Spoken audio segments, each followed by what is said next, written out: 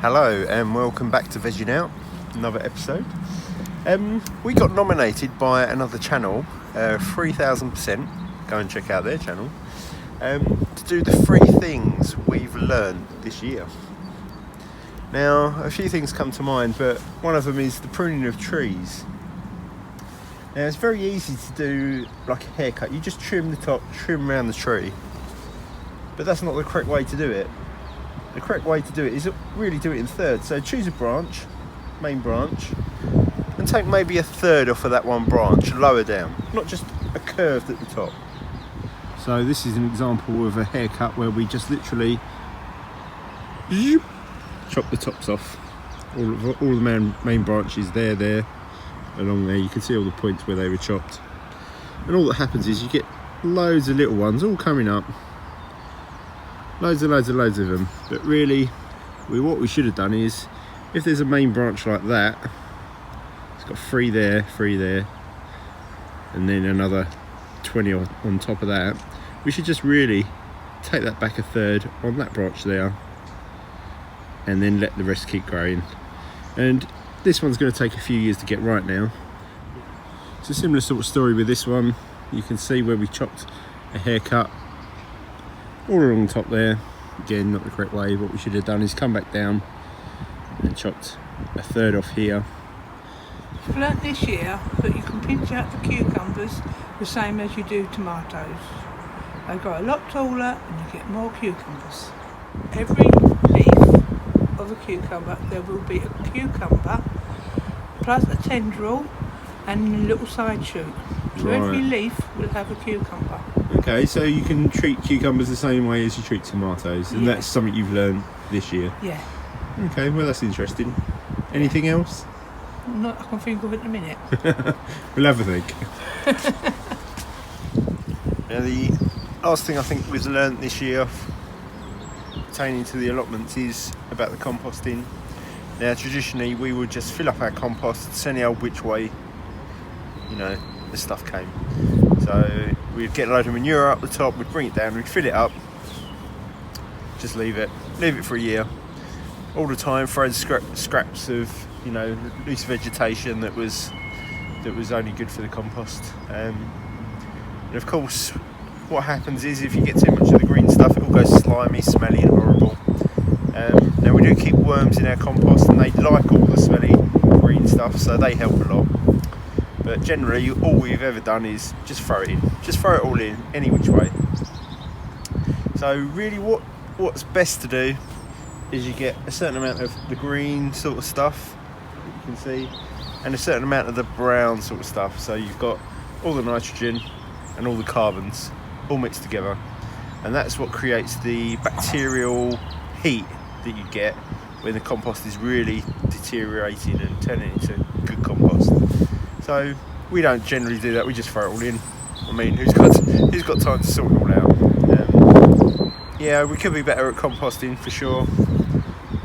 I'll show you our compost and how we dug them out this year. Like I say, we generally just let the worms do most of the work. Once the heat's done, the worms do the rest of it. So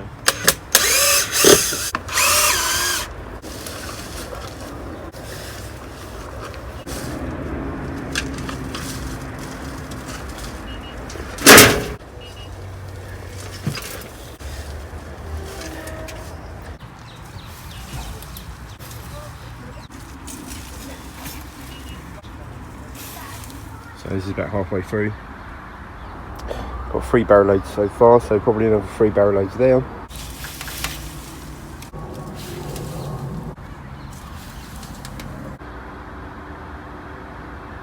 That's that one nice and empty.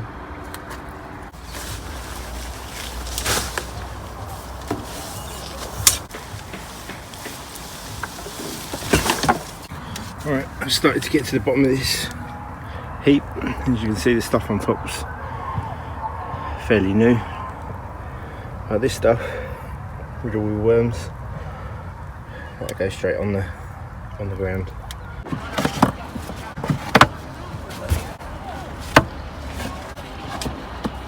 Okay, all done.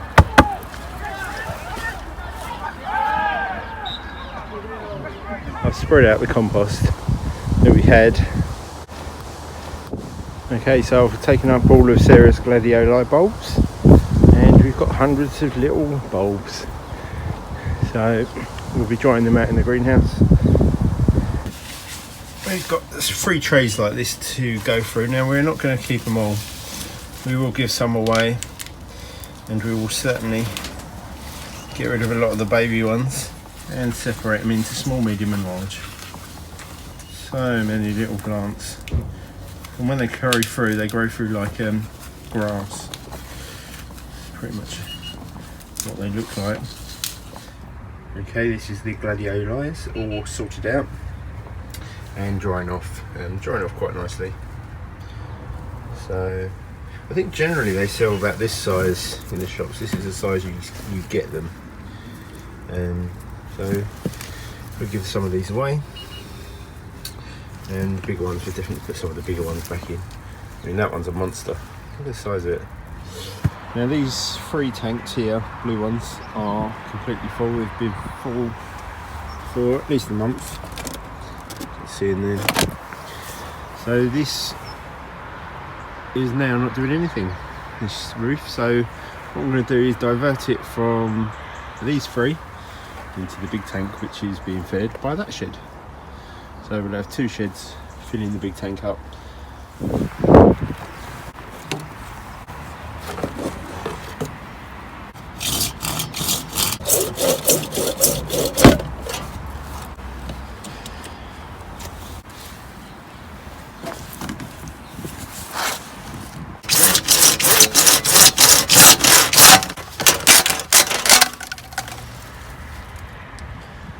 So that will come off quite steadily now, quite easily, just like that, and I can put it on as needed, just like that. It's got enough of a slope on it. I did break the end of it a little bit. I think that'd be just fine, just like that. Yeah, that looks good to me. So all I've got to figure out now is, when I take this bit off, how am I going to easily get the water into here? So I think that's the solution. I've got a small bit of pipe that I can just twist on and remove when it's not in use, and then I can have this bit just go on like that into the other tank.